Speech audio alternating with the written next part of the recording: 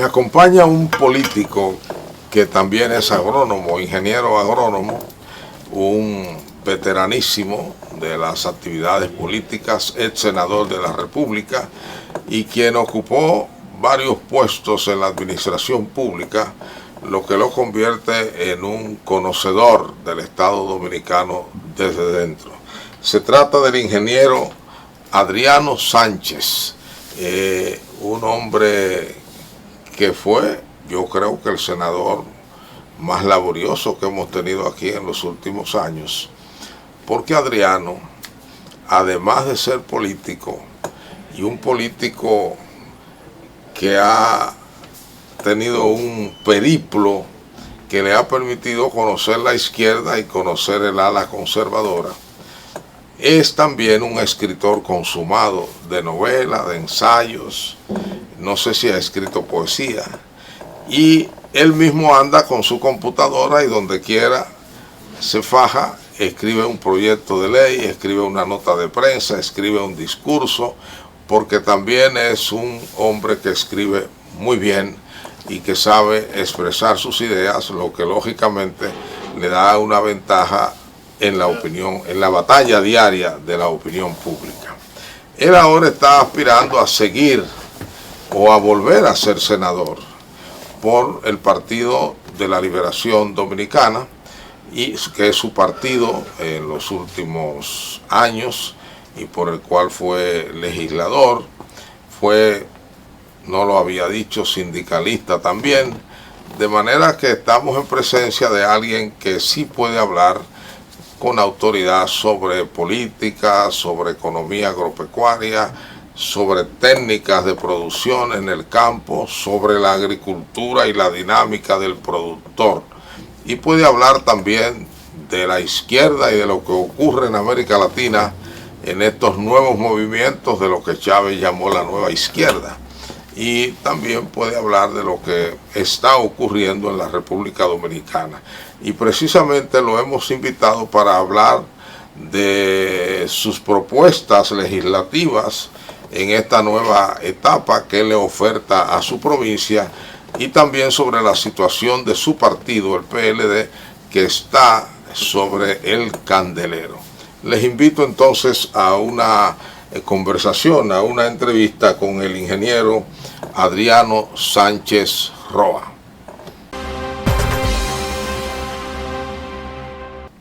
Ingeniero, ¿cómo se siente? Lo veo delgado, como siempre, ¿no? Buen mozo en Chacabana. ¿Usted ahora es discípulo de Hipólito? No, comencé a aprender con usted mismo. Ah, con sí. Sí, porque esos sacos tan pesados. Sí, en este trópico. A Hipólito le decía yo, y cuando usted fue presidente, ¿por qué no quitó el saco ese? Entonces, dice, no, me fajé y no pude. En el Congreso con saco obligado, muchas actividades. Sí, hay actividades, obligan exactamente. Ustedes, como en la introducción del programa, bienvenido. El que era líder suyo sí que nunca se pone en la Chacabana, ni aunque lo maten. Leonel Fernández. Ah, pensé que era Balaguer. Sí, no. Bueno, Balaguer por igual. Balaguer, ¿no? Balaguer hasta caminaba, trajeado. Sí, caminaba sudando. Sí. Que por cierto, este señor de Barahona, que fue gobernador del Banco Central, le imitaba también y caminaba alrededor del Botánico cuando era gobernador, trajeado. Sí, sí. Y Mario Rivitini. Caminaba y lo veía detrás como de la churche por ahí. Sí. Y en su misma casa con saco, daba vuelta ahí y caminaba. Don Mario Rivitini. Bueno, usted en la introducción, bienvenido. Usted habló un poquito de alguna cosa que yo he sido, donde he intentado aportar. Pero yo debo decir que yo me he sentido contento con la vida porque me ha permitido también disfrutar de otras cosas. Una de ellas, porque son tantas que hay que decir una sola, fue haberlo conocido en el 78-79, en la Julio Verne, la de noticias, y de allá para acá, y de allá para acá, disfrutar de esas buenas redacciones que te hace. Muchas gracias. Disfrutar del periodismo, voy a decir una palabra global así, el periodismo serio, es decir, de hacer lo que le dice su conciencia, no lo que dicen los intereses ni de amigos ni suyos, sino lo que cree que debe ser, que la gente debe actuar así. Ser una persona abierta a todo el mundo, derecha, izquierda, centro, así. Así Por eso tiene yo digo que que así lo tiene que ser el periodismo. que aunque hay que felicitarlo por el Premio Nacional de Periodismo, Gracias. pero más que todo yo digo que no voy a decir que fue tarde, sino que ese mérito lo tiene hace 30 años ya. Yo recuerdo, por ejemplo, para no irnos tan lejos así de la noticia, por ejemplo, cuando usted estaba dirigiendo el periódico El Siglo, periódico que estuvo ahí. Luego ahora con el periódico Hoy también. Es decir, que el que lee ahí la línea del periódico, de esos periódicos y de otros, se da cuenta quién es Bienvenido Álvarez Vega. Porque poca gente, Bienvenido, con las relaciones que usted tiene, se dedica, como está dedicado ahora mismo, a lo que cree, a aportar. Otros se van a tener empresas, a tener esto, a tener lo otro. Usted se ha concentrado a lo que entiende que debe ser su aporte a la sociedad. Porque muchos dan salto y se van y dejan eso, o están con intereses particulares, no están con intereses particulares. Y eso es muy importante. Muchas gracias por sus palabras. Sí, de manera que yo me siento contento de haber durado todos esos años y disfrutando, repito, de esa relación y de esa seriedad. Me voy a sonrojar y recuerda que los morenos cuando nos sonrojamos. Y le voy a decir otra cosa. Morados. Y otra cosa también que me ha gustado, que Bienvenido haciendo conciencia de lo que es República Dominicana, formó parte de un grupo de análisis, un grupo selecto de intelectuales de la agricultura, llamado Consenso Agrario, ahí con Fran Rodríguez. Fran Rodríguez, ahí creo que tienen una oficina ahí frente al Olímpico por ahí. Bueno, esa era la oficina de Fran. Sí. Recuerde que él trabajaba como consultor y entonces ahí nos reuníamos a veces. Yo le di mucho seguimiento a ustedes. También nos reuníamos en el local de la Frederick Ebert, que era la fundación que respaldaba el trabajo. Sí. Yo disfruté mucho los análisis certeros, me fueron útiles para mí. Fue en la época en que como AMPA, como gremio, estábamos todos los días opinando. Fue la época que dice Tito Hernández cuando se comenzaron a hacer los gráficos agropecuarios. A blanco y negro lo hacíamos. Sí. Almanza, Tito, yo, ese equipo. Y lo que eran los teóricos de entonces. En los 80. Que hicieron sus aportes. Y el servir ya de contrapeso en este país es muy importante. Yo le decía a los gremios, hace como 3 días que tuve una reunión agropecuario, que lo que nosotros hacemos en los 80 deben hacerlo los gremios en general también.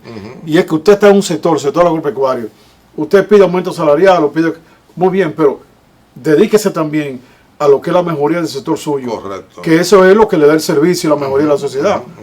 Si hay buena agricultura, hay bienestar de los productores, hay bienestar con buenos precios de los consumidores y del país. Lo otro, el beneficio del profesional. Y el mismo gobierno lo agradece. Sí. Porque los gobiernos parece que no tienen tiempo, por lo menos en este país, de sentarse a pensar y a razonar y a ver. Entonces, generalmente desde la opinión pública se ofrecen las mejores ideas. Por eso, Bienvenido, en el proyecto de ley que yo hice, ley orgánica del sector agropecuario, que abarca todo, uno de los puntos que yo puse fue la creación, pero ya más moderno y diferente, del Consejo Nacional de Agricultura, aunque fuera con otro nombre. Sí. Porque el presidente Pedro Abinader creó el gabinete, pero el gabinete son los funcionarios solamente. Exacto, que no tienen tiempo. No. ¿Qué significa el consejo que yo propongo en la ley? Significa que ahí se integren los decanatos agrícolas de las universidades, que ahí se integren los gremios con un representante, que ahí se integren los productores, y que todos los meses la línea general que se va a hacer se discute entre todos ellos con los funcionarios y con el presidente presente. Yo recuerdo que Jorge Blanco, independientemente de la crítica que nosotros le hacíamos, todos los meses se reunía con el Consejo Nacional de Agricultura. En ese edificio ve ahí mismo trabajaba yo. Todos los meses ahí llegaba y ahí entonces se discutía. Entonces usted escucha las opiniones, como usted mismo dice, de sectores que no son necesariamente del gobierno. Exacto. Y que lo que van a hacer es aportar. Creo que es el Consejo Nacional de Agricultura, y que debe ser consejo casi en todos los sectores así de salud, que integren también integren a los gobiernos, lo del gobierno, integren a los que están de los profesionales, a los ejecutores, porque a veces usted dice, bueno, yo aplico una política agropecuaria, pero quienes la van a ejecutar son los productores y están al margen de lo que se está decidiendo. Totalmente. Sí. Yo recuerdo, a propósito de eso último que usted ha señalado, que cuando Fran Rodríguez precisamente fue director del IAD, él tuvo la osadía, como él estudió en el Perú, Sí. Él tuvo la osadía de traer unos generales peruanos que habían hecho la revolución peruana. Sí. Una revolución de la cual todos estuvimos encantados en algún momento. Sí. Y llegamos a decir aquello de que el futuro de América Latina estaba en un ejército ideológicamente renovado. Sí. No aquí y él trajo esa gente, y a mí me tocó, él hicieron un seminario para periodistas, entre otras cosas. Sí. Y a mí me tocó, me escogieron, ya creo que eran los tiempos de Eligio, porque ahí hubo un cambio de Eligio Jaque o algo así. No, él fue director en 78 79. Sí. En el 79 el hijo que estaba en Santiago pasa a ser director. Exacto. Y Fran de Lindri. Bueno, entonces me escogieron para pronunciar el discurso final y de gratitud y eso. Y yo rápidamente hice un sondeo en varias semanas de periódicos. Sí. Y una de las cosas que planteé en el discurso era que el hombre del campo no hablaba sobre el hombre del campo, sobre el campo, sino que eran la gente del pueblo que hablaban sobre el campo, y que así se reflejaba en las informaciones de los medios de comunicación. Es decir, que al actor principal del campo no se le escuchaba. Es lo que usted está diciendo. Bueno, una vez estoy yo en el hemiciclo ahí hablando en el Senado, hablando de la frontera, y un colega y amigo hace una seña como de precio, y yo dije, bueno, yo quiero que si alguien va a hablar a los colegas, por lo menos que haya pasado los últimos meses de San Cristóbal para allá. Sí, porque es fácil hablar de aquí, de lo que pasa allá. De lo que usted cree. Sí. No, hay que ver, vivir. Yo siempre recuerdo que el padre Cela decía que cuando se trataban de políticas sobre los pobres y la pobreza, había que preguntarle a los pobres. Sí.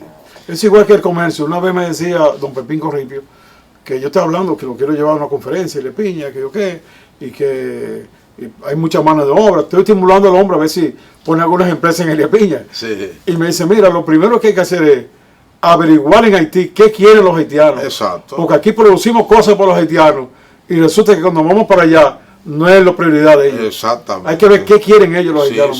Sí, así es. Esa incluso y producir lo que ellos dicen. Eso incluso son principios del marketing moderno. Sí. Usted, por ejemplo, como político ahora, en Elías Piña, ¿no? Sí. Usted tiene que escuchar y saber, no solo usted a proponerle, sino usted escuchar y saber qué quieren los residentes en Elías Piña, cuáles consideran ellos que son sus prioridades. Ahora mismo, a propósito de eso, uno tiene el concepto, yo tengo como tantos años ya y nunca me he desprendido de Elías Piña, pienso lo que creo, lo que debe hacerse en cada sitio. Sin embargo, lo que le conviene, piensa usted. Pero yo voy ahora yo voy a tomar 2 meses para hacer lo que hice en Caracas en todos los sitios, hacer asamblea y escuchar. Exacto. Porque es posible que yo esté pensando, por ejemplo, yo pienso una cosa real, la base va a abrir este año aquí, allá, en Comendador, pero el Comendador donde vaya hay muchas dificultades para llegar. ¿Qué yo he pensado? Pedir al gobierno, o como lleguemos nosotros, poner litre en Hondo Valle. Hondo Valle y Juan Santiago son 2 municipios grandes, eso pienso yo. Sí. Pero cuando viene a ver lo que quieren ellos es otra cosa. Exactamente. Entonces, ¿qué yo creo?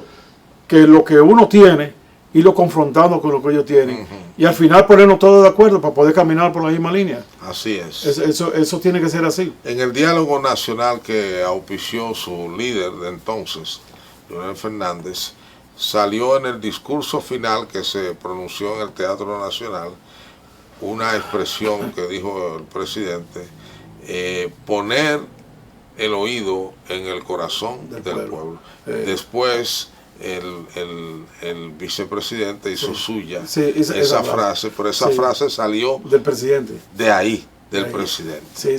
Sí, porque eso fue el diálogo nacional, escuchar a la gente.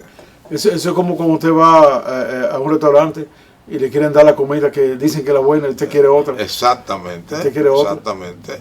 Hay que complacer siempre al ciudadano, a la audiencia, y uno se lleva tremendos chascos o errores cuando uno se da cuenta que las necesidades básicas y primarias de la gente son las fundamentales. Ningún gobierno, óigase, ningún gobierno, incluido piensa en las necesidades básicas de las personas. Sabes que yo, al final del gobierno de Danilo, me vino una idea que lamenté no haberla tenido mucho antes.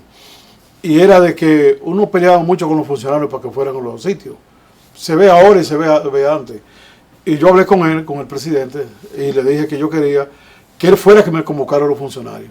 Entonces, armé lo que era como un foro de agua, un foro de agricultura. Llegamos a esos dos. Sí. En agricultura bajaron todos los funcionarios porque lo mandó el presidente. Exacto. Ahí un día entero, de todas las asociaciones, todo el mundo explicó, y salieron 139 propuestas de ellos. Esa propuesta se trajo, se organizó, entonces quedamos, ahí vino el cambio de gobierno, entre los funcionarios ve entonces lo que era posible de eso. Si positivamente, exacto. Eso, bueno, que necesitamos que aquí nos amplíe el canal, necesitamos que aquí salga este camino, necesitamos que en esta zona se cambie de cultivo. Y salieron 139 propuestas, igual que en el sector de agua. Es decir, llevar, y eso es una idea que la hacemos gratuita para el gobierno, o si no debemos hacerla nosotros, es que en cada provincia se analice por sector la expectativa de la población, el potencial que tiene de desarrollo, sí. Porque todas las poblaciones y todas las provincias tienen características diferentes. No, y después el gobierno tiene la facultad de decirle, mire, ustedes han pedido 139 cosas diferentes. Nuestros técnicos las han analizado y entienden que son viables 60. Y otras son a largo plazo. Ahora, de estas 60, el gobierno solo puede embarcarse en 10, que se las vamos a mencionar. Yo una vez le dije al presidente Leonel, cuando comenzó la ley, la llamada público-privado ahora, que era la ley de concesión inicialmente, y que se hizo una comisión de algunos que estuvimos en España, estuvimos en Chile, estuvimos en Brasil, donde la concesión avanzó mucho. Y una de las ideas que había, y la hablamos con el mismo Leonel en su tiempo, era de que el presidente dijera, bueno, vamos a hacer 1000 obras al mismo tiempo. Esas 1000 obras, ¿quién se va a hacer? No es con cuarto del gobierno. Ustedes, Banco X, hace como un año, el año antepasado, los bancos ganaron 43,000 millones de pesos. La ganancia.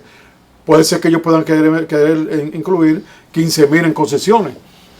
No es que los bancos lo van a perder, sino en vez de hacer un préstamo a 100 gente de 200 millones, hace un solo préstamo. Exacto. Entonces, ¿cuál es la idea? Para una obra. La idea era que el gobierno le dijera, Elías Piña, nosotros vamos a hacer a ustedes 10 obras con la concesión.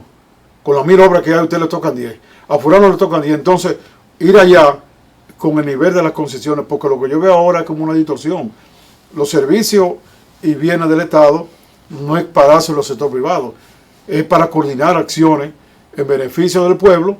El sector privado tiene su plan es hacer y ganar, y debe hacer y ganar. El Estado debe hacer servicios, entonces se combinan. Por ejemplo, yo vi en España un hospital que costaba 375 millones de euros, y el gobierno entonces se lo iba a pagar en 30 años.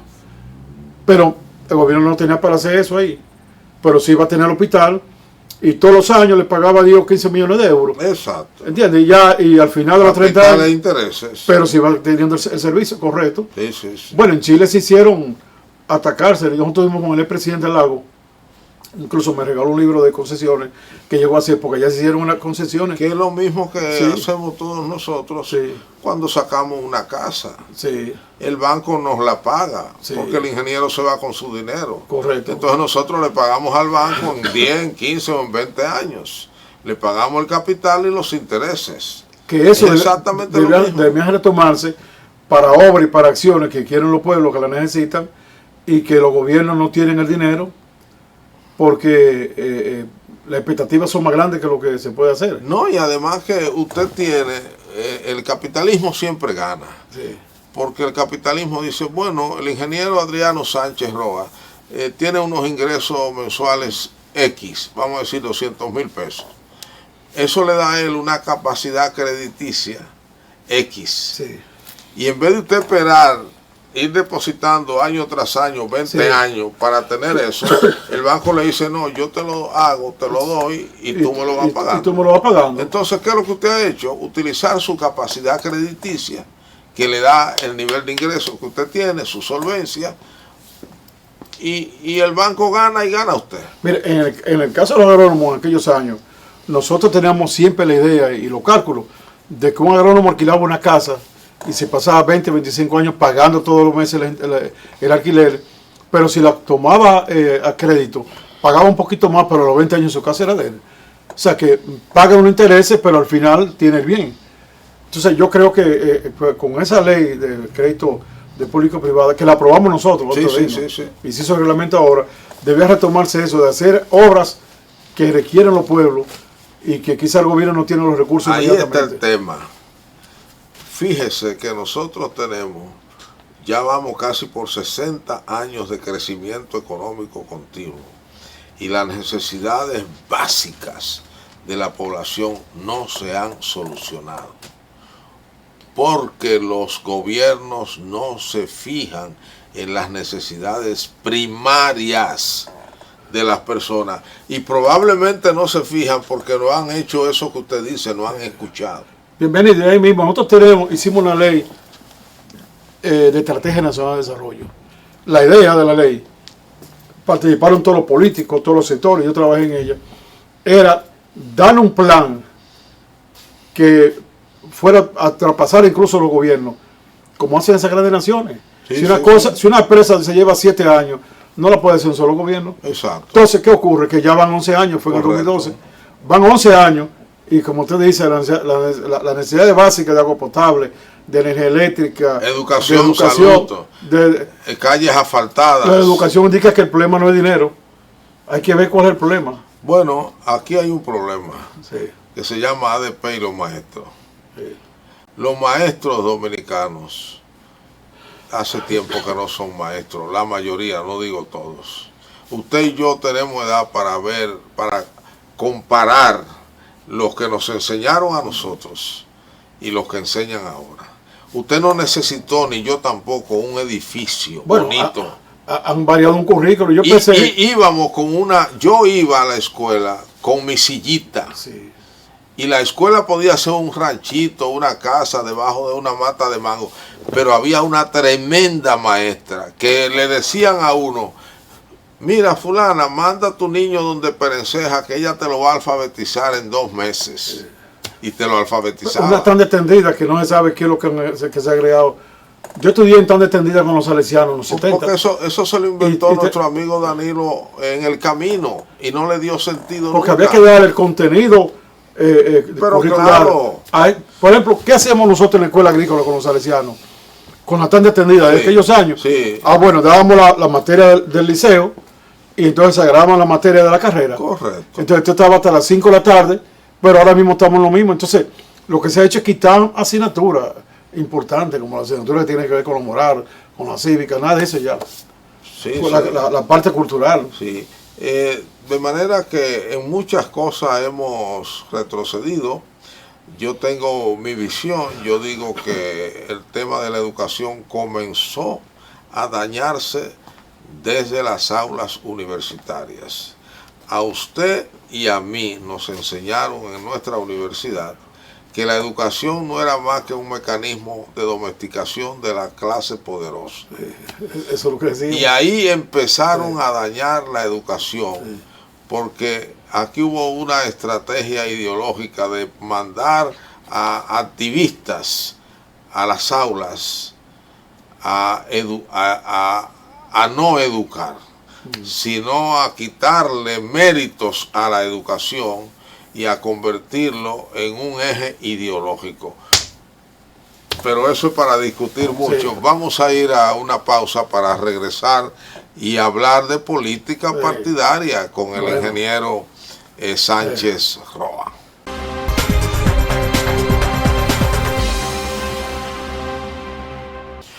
Entonces, ¿usted cree que gana en Elías Piña la senaduría? Yo en el 2010 fui el 4º más votado del país y hoy me siento con el doble o quizá más de popularidad. Sencillamente, hay en el eslogan que he sacado que quien lo hizo bien lo hará mejor. Es decir, la gente lo que está viendo es observando el comportamiento que uno tenía. Yo me concentré completamente a mi responsabilidad. Mi responsabilidad significaba, aquí en el Congreso, logré 512 iniciativas y ningún legislador en la historia tiene 300.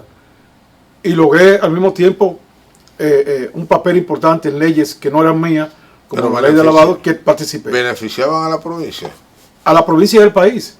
Pero ellos necesitan... Bueno, es que las leyes no se hacen para provincia. Está bien, pero ellos por ejemplo, la ley orgánica de la Fuerza ¿No Armada. había otras iniciativas sí, a bueno, favor de ellos? Sí, bueno, a nivel de la ley orgánica de la Fuerza Armada, Elías Piña es la provincia porcentualmente de más militares. Esa ley trajo la transformación salarial de casi 6,000 pesos un brazo a ganar casi 17,000 hoy. Fue esa ley, la ley que yo presenté.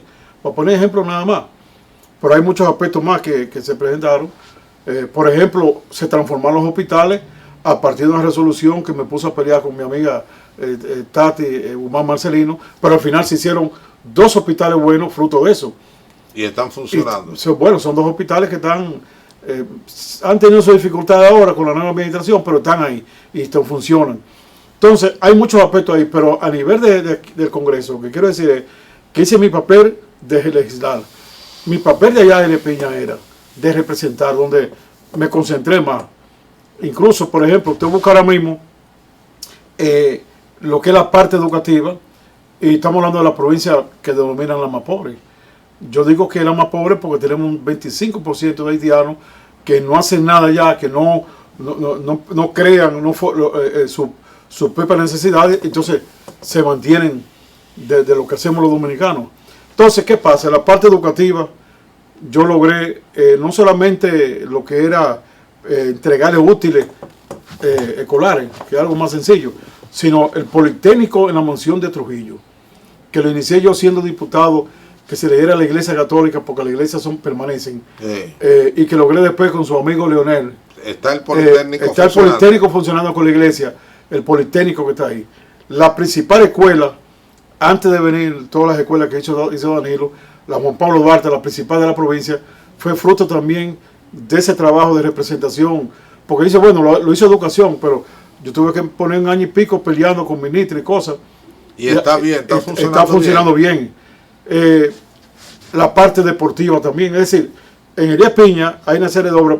Bueno, allá Elías Piña no es ahí no que está el reinado de los Gómez. Mis amigos, sí, en Bánica. En Bánica. Bánica, sí, amigo mío, valga el saludo. Sí. Por ejemplo, una cosa importante. Su amiga Jenny es de Bánica. Giselle, sí. Jenny Jiménez. Una buena, gran. Jenny. Jenny, periodista. Que nos encontramos siempre aquí. Sí, ¿no? sí. Bueno, nosotros hemos dado buenas joyas. Ella es de Bánica. De Bánica también. Y tengo entendido que el relacionador público de Abel Martínez es de Bánica. Sí, Fernando Ramírez también. Un moreno que insulta a todo el mundo. Sí, una buena persona. Sí. Bueno, yo no sé si es bueno, yo sé que insulta mucho. Bueno, el asunto es que nosotros, por ejemplo, hay cosas, bienvenido, que a veces lo ven la sociedad y mucha gente como que son cosas sin importancia. Yo recuerdo que una vez Valentín, hablando de funda de comida, me dijo, yo tengo un 35% de clase media en Santiago, y la gente tú le lleva una funda de comida y te van a echar de ahí. En el Piña es diferente.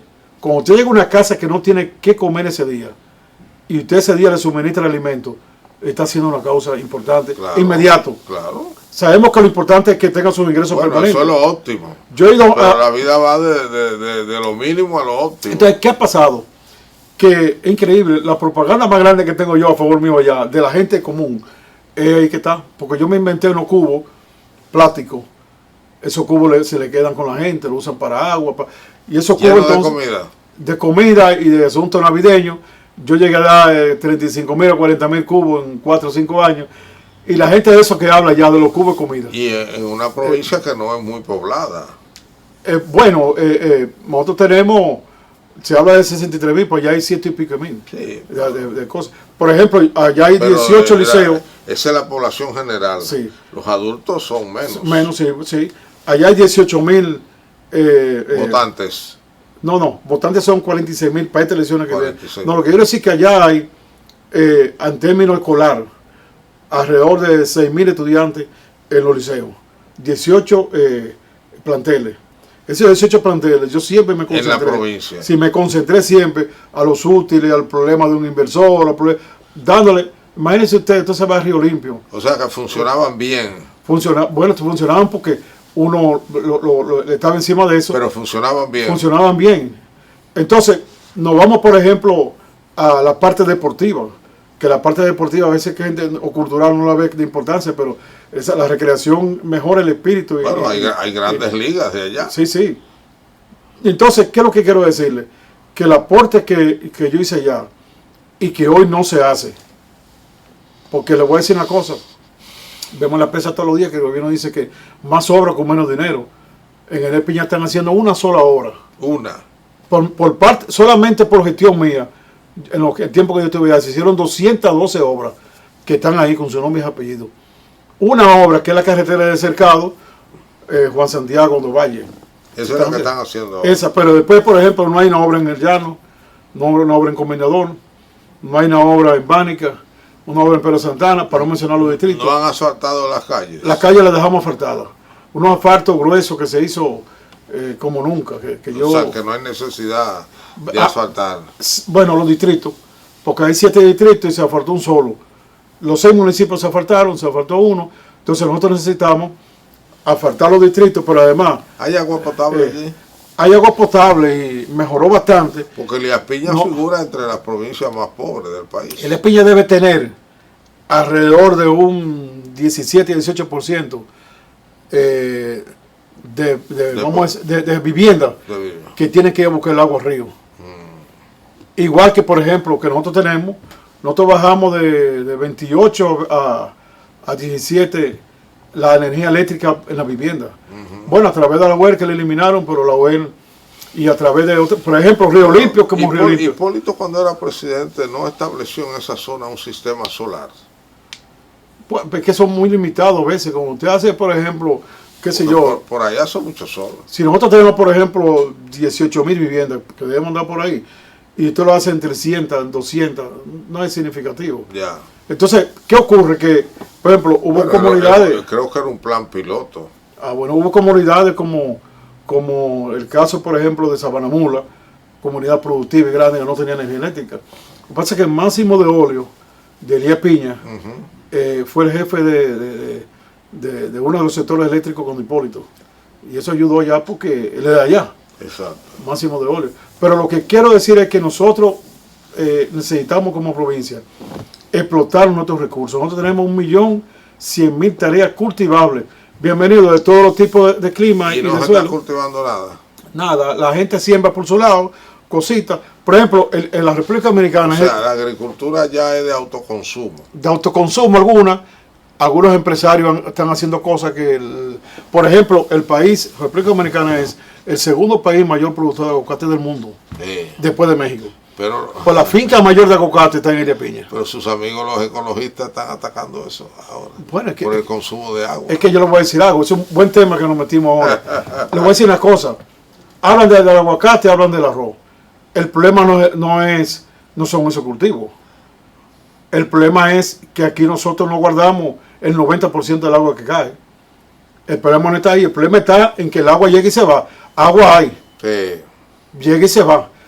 Un sector de la arrocero que tiene el pie arrocero son de 28.000 millones de dólares. Aquí hay 250.000 trabajadores directos e indirectos del arroz. ¿Va usted a destruir un sector así? Pero no, eso no, porque eso no se escucha aquí. Acuérdese que don Luis Krause Bogar abogó públicamente, tuvo el valor de hacerlo, de que se importara el arroz en vez de producirse aquí, y demostró que el arroz se llevaba el más alto porcentaje del agua canalizada. ¿Sabe que Luis Krause se llevaba como el 80% de los créditos del agrícola? Él y yo... Pero nadie le dio mente a eso, porque el arroz es demasiado fundamental en la comida dominicana. Luis Krause, que hay que decir que es uno de los más grandes intelectuales del análisis agropecuario, quizá de América Latina. Bueno, fue, ¿no? No de aquí, sí, que fue de América Latina. Él y yo llegamos a tener mucha polémica. Ya. Porque yo siempre veíamos como que él tenía intereses a los intereses de las grandes naciones, a pesar de que él venía de Cuba. Era cubano en realidad. Entonces, no, don Luis Krause Bogar era dominicano. No, él llegó aquí, de allá. No. Sí, Luis Krause. No, don Luis Krause Bogar era hijo de un interventor del 16. Su familia, él era de aquí. Bueno, el caso es que Luis Krause, de Mao. no voy a decir Luis Krause, sino varias personas y ecologistas, intelectuales. Ahora tuvo un hijo que se llamaba igual, que escribió un librasco que usted debió conocer, El desarrollo del capitalismo en el campo dominicano. Entonces, ¿qué pasa? Que el arroz, hablando del agua, yo dije algo público para que el presidente lo escuchara. Hubo una gran sequía. El gobierno, el actual gobierno, aunque en noviembre llovió, al principio de noviembre, y el 4 de noviembre hubo mucha lluvia, el gobierno se asustó y no dejó la presa llena por si venía más agua, no se desbordara. Y la sequía, la parte crítica, que de noviembre a marzo, final, abril, arrancó sin tener sin estar la presa llena. ¿Qué ocurre? Que lo que puede venir ahora, porque se ve del fenómeno del niño, puede ser más grave. El país llegó un momento dado, antes de comenzar la lluvia, tenemos agua para 25 días nada más. Hay que decir que agua para 25 el día días que estamos grabando este programa, que es jueves, empezó la temporada ciclónica. Entonces, mi propuesta inmediata al gobierno, número 1, que haga una campaña del ahorro del agua en este año, por si el fenómeno del niño afecta, y entonces tenemos problemas para febrero, marzo. ¿Dónde la van a ahorrar? Bueno, el gobierno hace una campaña. ¿Dónde la van a ahorrar? No, por ejemplo. ¿En las grandes presas? No. El ahorro es gastar menos. Ah, bueno. Gastar menos. Usted dice gastar menos agua. Gastar menos en todas las áreas donde se usa el agua, incluyendo la agricultura. Hipólito, no, Danilo Medina hizo una laguna en un lugar del sur que yo no recuerdo, y que fue una obra muy hermosa, muy bien publicitada. Será la dos bocas de Vallejuelo. Mucho dinero. De Vallejuelo. Que estaba hecha de un material como plástico. Él fue ahora no hace como 2 meses. En su gobierno. Él fue como 2 meses a verla. Si esa es que está en Vallejuelo, sí. Entonces, yo quiero retomar. Pero artificial, lo que quiero decir, que yo en algún momento pensé que esa iba a ser la solución para los problemas de sequía en el país. En el país. Entonces, parecía muy interesante. La idea es que yo digo la siguiente, que se busque la campaña de ahorro. Quizás podemos ahorrar agua que da para 15 o 20 días en el año entero. Número 1. Número 2, el gobierno o nosotros los dominicanos estamos obligados a tener una fuente de agua rápida que nos permita durar 2 meses, 1 o 2 meses, porque hay una crisis que se da desde abril a empezar mayo. Estamos teniendo un vacío ahí, que a veces si la lluvia tardan para entrar. Sí. Entonces, de inmediato, hay que buscar diversas formas de acumulación de agua, lo más sencillo, porque eso es de emergencia. Ahora, hay 26 presas que la tienen diseñada hace mucho tiempo el INDRI. Pequeñas y medianas. Pequeñas y medianas. Por ejemplo, la región suya, hay mucha agua por ahí. ¿Cuántas presas tiene su región, bienvenido? Yo creo que ninguna. Ninguna. Y el este está lleno de unos ríos. De pequeños hilos de agua, por lo menos. No, ese río Soco. Sí. No llama el otro. Sí. Hay los ríos grandes tienen el Duey, el Quisibaní, el Yuma, el Soco. Eso se va a formar esa agua. Sí, pero no, mire lo siguiente, yo me río. Sí. Porque usted va a recordar bien, porque eso eran sus días de izquierdista. Sí. Cuando don Antonio Guzmán era presidente, mandó a un Sánchez Díaz, que era su secretario de Industria y Comercio, a Cuba. Sí. Un hombre muy bueno, que por cierto lo vi en estos días en una entrevista con Fausto Rosario. Porque él fue izquierdista, de fondo. No, importante además. Sí, con eso que habla con Fausto. En la estructura partidaria de la izquierda. Sí, él lo habla ahí con Fausto. Hermano de Gustavo. Exactamente. Entonces, oiga esto. Él rindió un informe al gobierno, él me dio copia esa vez. Sí. Y el tema central era las pequeñas presas. Sí. Y la disposición de Cuba a ayudarnos, porque Cuba parece que tiene un desarrollo de pequeñas presas, algo que ha hecho la revolución. Sí. Lo que quiero decir es que desde entonces estamos hablando de eso. Del valor de desde el 78, 22 más 23, 45 años. Y yo creo que se han hecho algunas por iniciativa privada. Por ahí andaba una señora. La única presa grande fue la que hizo Balaguer. No, yo digo las pequeñas. Porque tenemos que concentrarnos. Nosotros somos un país pobre. Esa es parte de mi visión de la vida. Y tenemos que buscar soluciones propias de un país pobre. Bienvenido, pero a la presa Tavera, cuando Balaguer le iba a hacer, en aquellos años, los organismos internacionales no querían, de que porque no hacía falta. Y Balaguer le dijo, no, pues yo no lo estoy haciendo para ahora, no. Exacto. Para el futuro. Costó 43 millones de dólares. Sí, sí, sí. Y hoy da 50. Sí, sí. Sí, la prensa dan su dinero. Sí, sí, sí. Entonces, Sí, está bien, pero no yo propuse una ley. muchos ríos para muchas Yo propuse presas una ley grandes. como si fuera una ley, como si fuera de estrategia. No tenemos muchos ríos para muchas presas grandes. Bueno, pero sí para medianas y pequeñas. Yo propuse un proyecto de ley para hacer un plan de agua por ley para que lo sigan los gobiernos.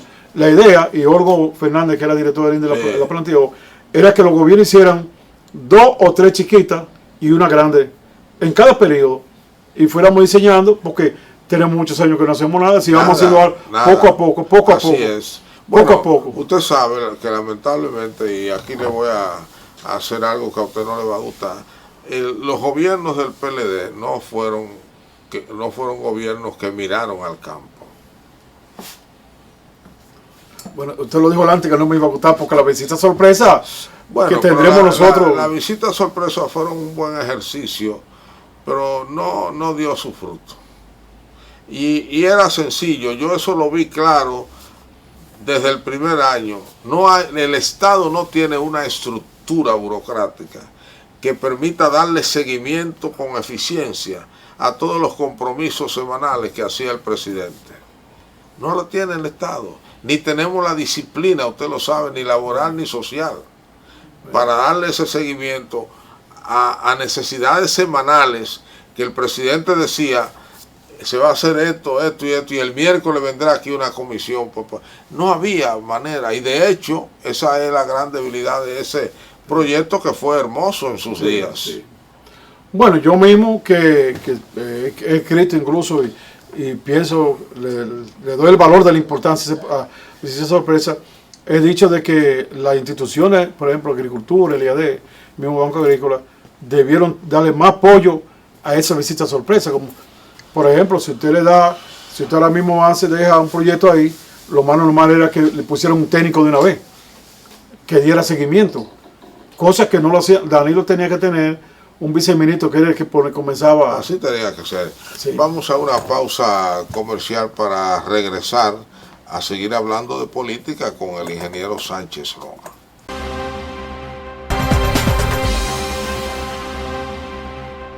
Ingeniero Sánchez Roa, ¿es verdad que el PLD está en crisis? Como estamos en tiempo de campaña, se ha querido mostrar eso. Lo que pasa es que primero el PLD tiene 500,000 de nuevos miembros, ingresos, que han ingresado, y el candidato ha querido darle funciones, y eso ha chocado con el esquema tradicional y exitoso, vamos a decir así, de nuestro ex jefe de campaña. Entonces, ¿qué pasa? Que eso es lo primero. Segundo, ¿por qué el PLD coge a su candidato con tiempo? En octubre, que se supone que dice la ley. Sí. Porque sabíamos que veníamos con un candidato nuevo, que la población no lo iba a conocer como tal, como candidato, y necesitábamos un tiempo para llevarlo al seno. Lo que está ocurriendo lo sabíamos. Que si hubiera sido Domingo Brito, si hubiera sido Margarita Melo, porque es más conocida, y el mismo Abel, necesitaba tiempo para insertarse. Entonces, como él es que tiene la menor tasa de rechazo, ¿qué queremos nosotros? Que se le dé su tiempo para que el pueblo lo conozca, el pueblo los simpatizantes que tiene el PLD. Nosotros tenemos ahora mismo 1.300.000 inscritos nuevos. Pero sí es verdad que hay dos grandes tendencias. Una que quieren irse con candidato propio y otra que quiere irse con el expresidente Fernández. Yo creo que el candidato propio, la que está planteando, y es correcto, que nos tomemos unos meses más antes de hablar de alianza para que crezca el candidato. Que si viene en alianza, que el PLD ha sido siempre un partido de alianza, ya sea en alianza con un candidato que haya crecido más, porque hay una situación, el PLD es más grande que la Fuerza del Pueblo, pero Leonel tiene 3 periodos de presidente, y Abinader es el presidente, y nosotros apenas las encuestas nos dicen que el PLD es más grande. La encuesta le da al PLD por encima de la Fuerza del Pueblo. Ahora el candidato de la Fuerza del Pueblo sale por encima. Eso es lo que dice Charlie Mariotti, que si votaran todos los PLDistas, todos los que son del partido, por Abel, fuéramos diferentes. Que habla de la fidelidad del voto. Dice que se da en otras ocasiones. O sea, tenemos un problema. ¿Cuál es el problema? Que el candidato nuevo penetre más. Bueno, hay zonas que se cree que no se sabe que Abel es el candidato del PLD. Entonces, eso es lo que está ocurriendo, pero eso se sabía. Eso ocurre en la frontera, por ejemplo. Bueno, la frontera de los sitios más oscuros, porque la misma falta de energía eléctrica hace Por que la eso gente digo no que si ocurre ocurre en sitios, los sitios más pagados. Pero hay que decir que el PLD sabía que iba a venir eso y por eso lo cogió con antelación. Aspiramos que en octubre y noviembre ya se haya superado eso y todo el mundo sepa que el candidato y próximo presidente se llama Abel Martínez.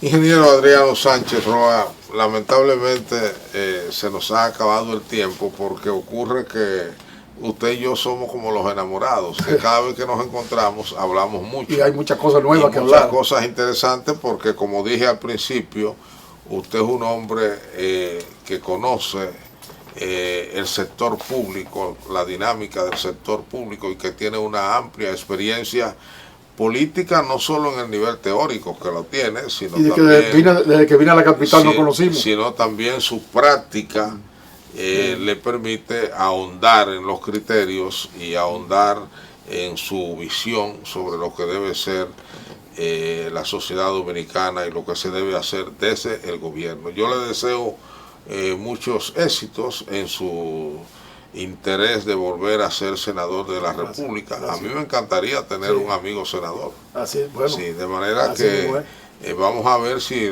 la gente de Elías Piña se pone la pila, ¿no? Y elige un hombre de trabajo independientemente del partido al que él pertenece, que también es un gran partido. Él es un hombre de trabajo y lo demostró como diputado y lo demostró como senador. Yo espero que nos veamos varias veces más antes de las elecciones. Y está invitado para la frontera a comer una chenchen allá. Allá estaremos, si Dios lo permite. A ustedes, gracias por igual. Nos vemos en el próximo programa.